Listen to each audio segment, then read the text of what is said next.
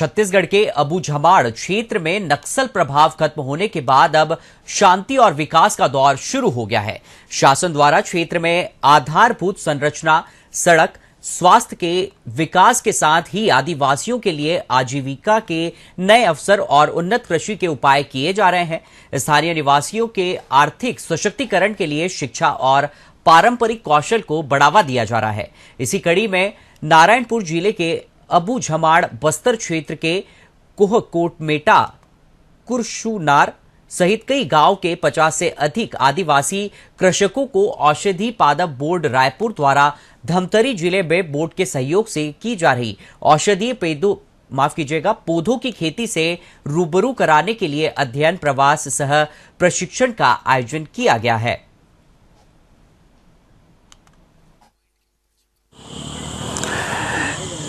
इस वक्त हम मौजूद हैं अबूझमाड़ के प्रवेश द्वार में, जहां जो अबूझमाड़ के किसान आज धमतरी जा रहे हैं। जो आदिवासी स्थानीय स्वास्थ्य परंपरा और औषधि पादप बोर्ड के द्वारा जो किसानों के लिए प्रशिक्षण की व्यवस्था की जा रही है, वहां देखने और समझने के लिए, चूँकि छत्तीसगढ़ धान का कटोरा कहा जाता है और धान के कटोरा के जो परंपरागत खेती को छोड़कर अब यहाँ के किसान औषधि पौधों का जो उत्पादन करने के लिए, उनके प्रशिक्षण के लिए अब धमतरी जा रहे हैं।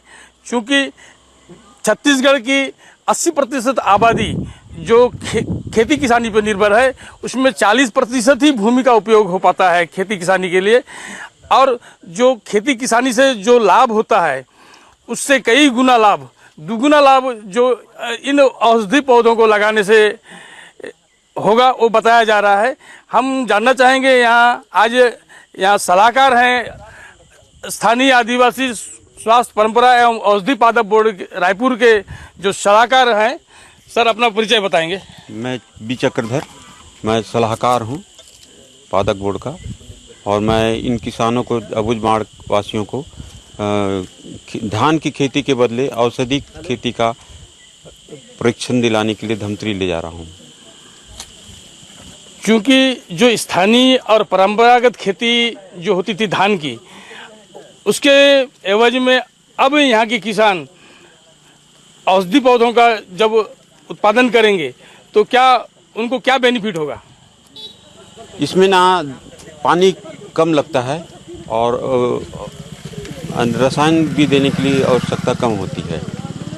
अच्छा, किन किन पौधों का यहाँ जो पौधारोपण होगा? इस क्षेत्र में खासकर ब्राह्मी पौधा का चयन किया गया है। ब्राह्मी पौधा एक बार लगाने के बाद 3 साल तक उसको हर 3 माह में काटा जाता है और सुखाया जाता है, और 1 एकड़ में लगभग 1 लाख तक का आय आने का संभावना है।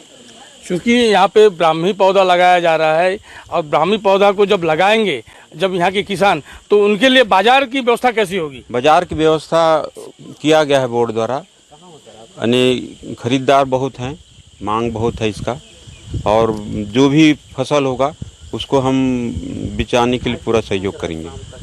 धान के एवज में जब एक किसान जब ब्राह्मी को लगाएंगे, तो इसमें जैसे धान में यूरिया, पोटास और बहुत सारी जैसे जो खाद डालते हैं, इससे पर्यावरण को और जमीन की उर्वरा को भी नुकसान होता है।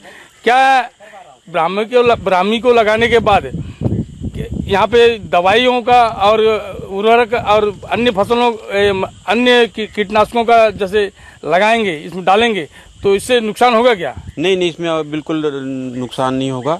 सिर्फ रोपण के बाद जो घास होता है उसको निकालना पड़ता है, उसके बाद हर 3 महीने में कटिंग करना पड़ता है। किसी प्रकार की औषधि की आवश्यकता नहीं होती है। तो आज जो किसान है, 40 किसान जो प्रशिक्षण के लिए जा रहे हैं, कहाँ पे जा रहे हैं? ये धमतरी जा रहे हैं। धमतरी में औषधि का खेती किया जा रहा है, और उन्हें हम ले जाके दिखाएंगे कैसे किया है उन्होंने, कैसी उन्हें सफलता मिली है और क्या उनकी आय है।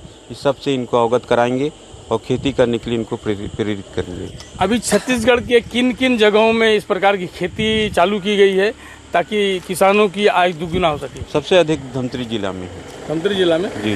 हम यहाँ के किसानों से भी जानना चाहेंगे, कुछ किसानों से जो आज धमतरी जा रहे हैं प्रशिक्षण के लिए। भैया आपका परिचय देंगे? चलो बोलो। मेरा नाम अच्छी है, मैं गाँव को कम ठकाऊँ। क्या? दिनेश कुमार खोची अबूजमाड़ खाऊँ। जो अभी कहाँ जा रहे हैं आज? आज ले जा रहे हैं कृषि विभाग से तो प्रशिक्षण करने के लिए दमथेरी जा रहे हैं। दमथेरी अभी तक जैसे धान की खेती करते थे और उसमें दलहन जैसे है, उड़द है, कुल्थी है और मोटा जो अनाज है, उसके बदले में अब जब आप जो औषधि फसलों का जब उत्पादन करेंगे तो क्या लगता है कि आपकी आय में वृद्धि होगी? पता नहीं, वो इसलिए सीखने के लिए जा रहे हैं वहाँ पर देखने के लिए। हाँ। तो कैसा हमारा बुरजमाड़ में कुछ नहीं है, इस स्थान पानी का सुविधा नहीं ना, कुछ का नहीं। अब रोपन नहीं लगाते, कुछ बिल्कुल नहीं लगाते, ऐसे बोते हैं, ऐसे रहता है। अब तो नक्सलवाद का दंश भी खत्म हो चुका है, सारा कुछ साफ हो गया है, तो अब डर तो नहीं लग रहा है खेती किसानी करने में? अभी तो डर नहीं लगता, पहले डर लगता था, तो बाहर जाने के लिए भी मुश्किल होता था। इसलिए हम लोग कृषि विभाग से साहब लोग आए, तब इसलिए हम लोग भी जा रहे हैं प्रशिक्षण दिलाने, थोड़ा सीखेंगे और आगे भी बढ़ेंगे बोल के हम लोग भी प्रयास कर रहे हैं। और भी हमारे साथी हैं किसान साथी, जिनसे हम जानेंगे, क्योंकि ये अबूजमाड़ के जो किसान हैं, चूँकि 4 दशक तक माओवाद का दंश झेल चुके हैं और इनका जो विकास से कोसों दूर रहे हैं, आज धमतरी जैसे जगह में जाके ये बस औषधि पौधों का प्रशिक्षण लेंगे और अपने आय को दुगुना करेंगे। मैं जानना चाहूँगा हमारे और कुछ साथी किसान हैं उनसे, क्या नाम है अभी आपका? मेरा नाम रानूराम कमेटी है। तो रानूराम जी, अभी कौन सा फसल का उत्पादन करते हैं? अभी धान मक्का ऐसी फसल तो करते हैं। अभी फिर जैसे धमतरी जाएंगे हमको सीख मिलेगा, जैसे औषधि वाला, तो वहाँ पर जाके हम सीख मिलेगा, तो इधर हम भी उसका आयुर्वेदिक का जो खेती करना। तो आप अपने आय को दुगुना करना चाहते हैं? हाँ, तो सीख के हमको दोगुना करना पड़ेगा तब तो किसान का।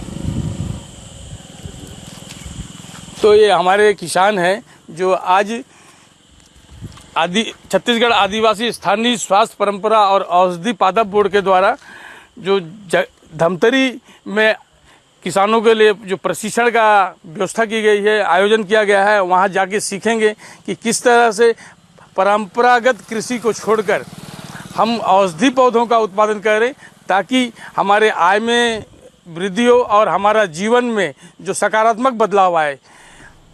मैं तेन सिंह ठाकुर, साधना न्यूज।